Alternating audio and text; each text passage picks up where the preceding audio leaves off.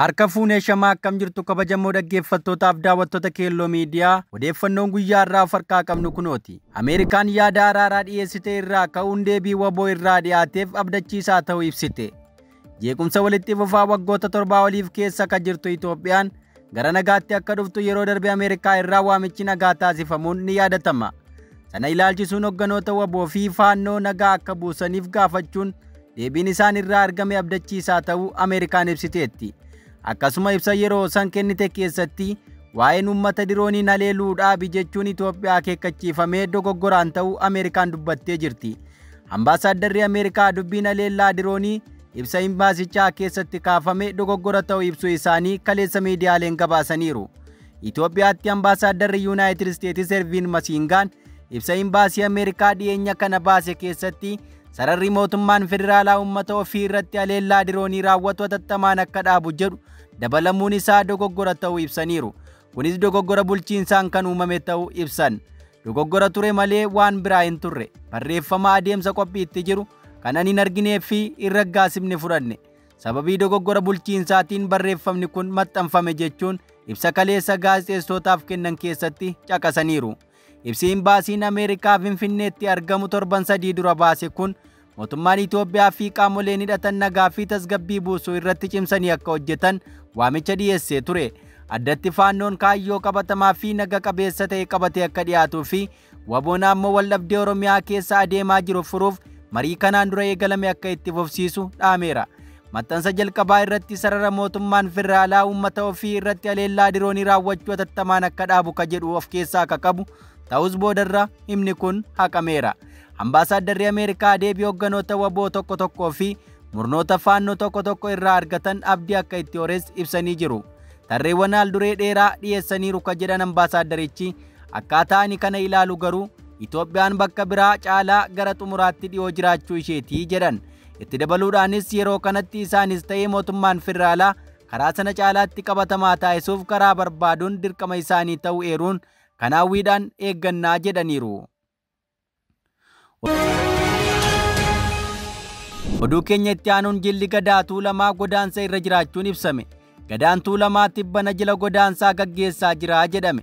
Akka kanaan Gadaan Tuulamaa qe'ee irraa ka'uun Odaa Nabee qubatee jiraachuu barameera. Sirna walharkaa fuudhiinsaa baallii Gadaa gaggeessuuf jila godaansaa kana kan gaggeessaa jiru ta'uus ibsameera. Jilli godaansaa Gadaa kunis kan gaggeeffamu qe'ee fi araddaa ofiirraa gara gaaddisa ardaa jilaatti sirna gaggeeffamu yommuu ta'u, Gadaan Tuulamaa godaansa irra jiru kun guyyaa kaleessaa Odaa Nabee qubachuu isaa ibsameera. Sadeen Tuulamaa Daacii, Bachoo fi Jiillee qe'ee ofii araddaa ofiirraa gara gaaddisa Odaa Nabee fi Caffee Tumaatti godaansa erga jalqabanii kaleessa guyyaa 4ffaa isaanii ta'uu gabaafamee jira. Miseensi Gadaa Tuulamaa muudamni guyyootaaf erga deemee kaleessa Odaa Nabee dhaqqabeera. Gadaa Tuulamaa guyyaa kaleessaa Odaa Nabee qubates sirna araaraa erga gaggeessee booda godaansa biroo gara Caffee Tumaatti taasisuun jiloota garaa garaa ni gaggeessa jedhamee eegama. Jilli kun Caffee Tumaatti seera dura ture ni fooyyessu, haaraas ni baasu. Ergasii muudamni seeraa fuudhee gara gosaa deebi'uun bultoo buluu yookaan seera tumame miseensa Gadaa hafeef uummata faana mari'atu. Sana booda waan uummanni baay'atee jedhuu fi xiqqaatee jedhu qabachuun waggaa booda Caffee Tumaatti deebi'uun seera waggaa 8tiif ittiin bulamu raggaa'essu. Duudhaa Oromoon ittiin wal gaggeessaa ture hambaa aadaa keessaa tokko ka ta'e sirni Gadaa labataarraan ol kaafamaa jiraachuun isaa hubatamaadha.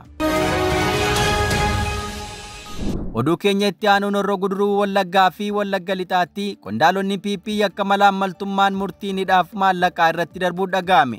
Bulchiinsa PP yakka malaammaltummaan dhugameera jedhamu keessatti yeroo wal fakkaataatti kaabinoonni PP yakka malaammaltummaan murtiin itti darbuu ibsameera.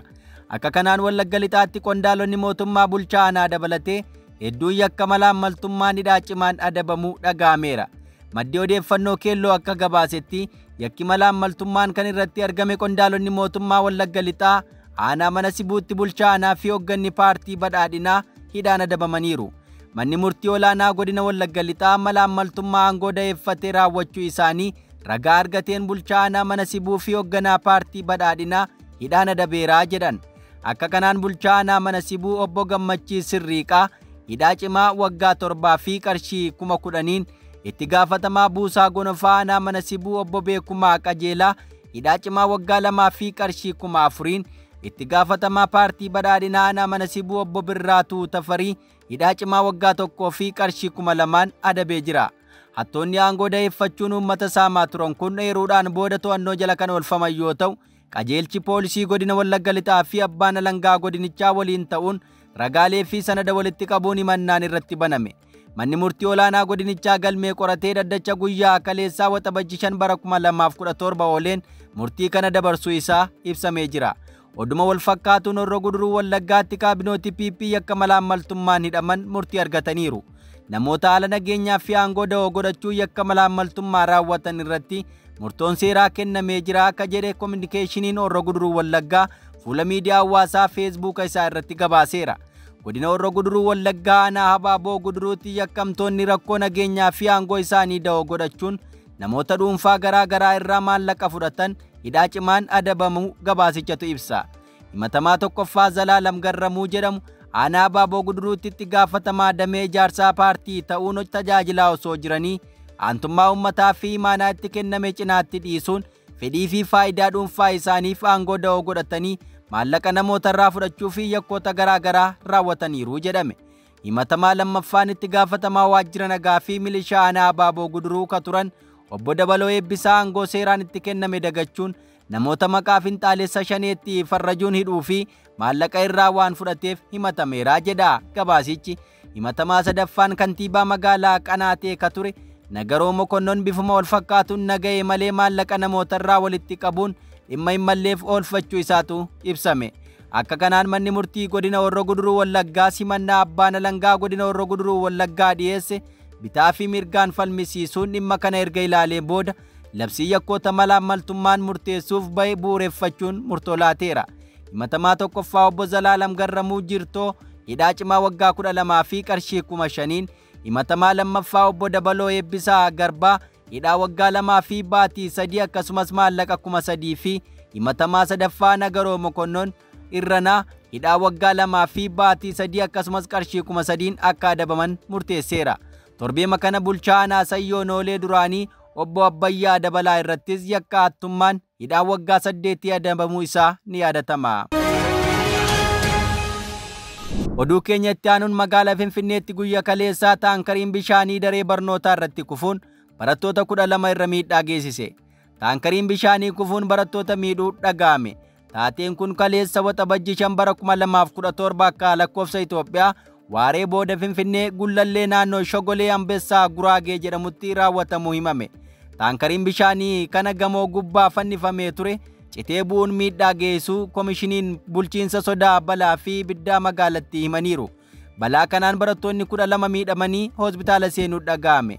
Balaan kun kan mudate taankariin bishaanii bishaan liitira 3,000 of keessaa qabu ka foddaa mana dhuunfaa naannoo mana barumsichaa irratti argamu foddaa mana barumsaa sadarkaa tokkoffaa Peeyikeep keessaa kufee mana barumsichaa irraa gadi bu'uu isaa Bisrat Raadiyoon gabaaseera. Barattoonni kunneen daree keessatti barachaa osoo jiranii taankariin kun foddaa cabsee irra bu'uun barattoonni 12 miidhaan salphaa hanga giddu galeessaa irra ga'uu isaa gabaasichatti ibsa. Hojjettoonni balaa tasaa komishinichaa hawaasa mana barumsichaa waliin ta'uun miidhaan cimaan barattoota irra ga'uu ittisuu ka danda'an yoo ta'u, barattoonni miidhaman ammoo ambulaansii komishinichaatiin gara hospitaala Abeet geeffamanii yaalamaniiru jedhame. Manni barumsichaa mana barumsaa dhuunfaa Peeyik Piraayimari Skuul jedhamu yoo ta'u, kanneen miidhaman barattoota kutaa 3ffaati jedhame. Balaawwan akkanaa kan ol ka'iinsa irraa kufuu qaqqaban ittisuuf taankaroonni bishaanii wayita fannifaman sibiilaan ta'uu akka qaban hidhaa isaanii cimsuu fi nageenyaaf balaa akka hin taanetti ta'uu akka qabus dhaamameera. Finfinnee keessatti namoonni gamoo irraa galan bishaan qusatachuuf taankarii foddaa irra dhaabuun dhiyeenya baramaa dhufeera. Oduu keenya itti aanuun balaa xiyyaaraa Hindii qaqqabee kaleessaan namoonni 241 lubbuu dhabuun mirkanaa'eera. Imalaan lammii Biriiteen ta'ee balaa xiyyaaraa Hindii kana irraa hafeera. Namni 241 du'ee inni fayyaa ba'uun miidiyaalee addunyaaf hawaasa ajaa'ibsiiseera. Taatee kanaan maatiin daa'imman waliin lubbuu dhabanis turan. Balaa rifaasisaa kana hooggantoonni biyyoota adda addaa gadda itti dhaga'ame ibsataniiru. Namoota 242 xiyyaara sana keessa turan keessaa 217 ga'eessota, 11 daa'imman, 230 imaltoota yoo ta'an 12 ammoo hojjettoota xiyyaarichaa akka ta'an gabaasni ni mul'isa. Kanneen keessaa 169 lammiilee Hindii, 53 lammii Biriteen, 7 lammii Poorchugaal, 1 ammoo lammii Kanaadaa ta'uu daandiin xiyyaaraa kun beeksiseera. Hanga ammaatti reeffi namoota 241 bahu poolisiin biyyattii beeksiseera. Balaan kun hammaataa waan ta'eef imaltoonni kunneen haala yaaddessaa keessa akka jiran himama. Balaa mudate hordofuun hooggantoonni biyyoota adda addaa gadda itti dhaga'ame ibsaniiru. Ministeerri muummee Hindii Naareendiraa Moodiin ergaa fuula Tiwiitaraa isaanii irratti barreessaniin balaa Ahmedabad keessatti mudate jecha malee nu rifachiiseera, nu gaddisiiseera jedhan. Yeroo gaddisiisaa kanatti namoota miidhaman hunda waliin yaadni koo jira. Ministeerotaa fi qondaalota namoota miidhaman gargaaruuf hojjetan dubbiseera jedhe. Ministeerri muummee Biriteen Keir Starmer ergaa fuula Tiwiitara isaa irratti dabarsaniin iddoo xiyyaarri lammiilee Biriteen hedduu fe'ee gara Londanitti geessu Ahmedabad Hindii keessatti mudate garmalee nama gaddisiisaa jedhe. Mootiin Biriteen Chaarlis akka jedhanitti anii fi haati warraa koo haleellaa suukanneessaa ganama har'aa Ahmedabad keessatti raawwatameen baay'ee rifanneerra.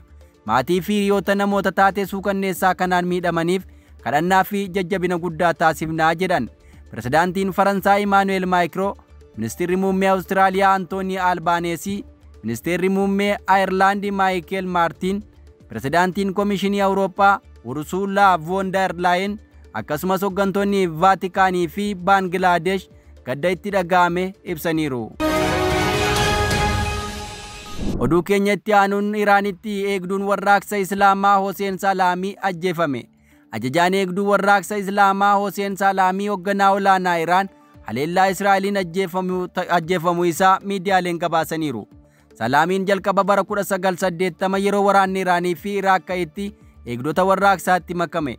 Akkuma gulantaa waraanaa keessatti sadarkaan guddachaa deemeen US fi michoota ishee irratti dubbii cimaa dubbachuudhaan beekama ture.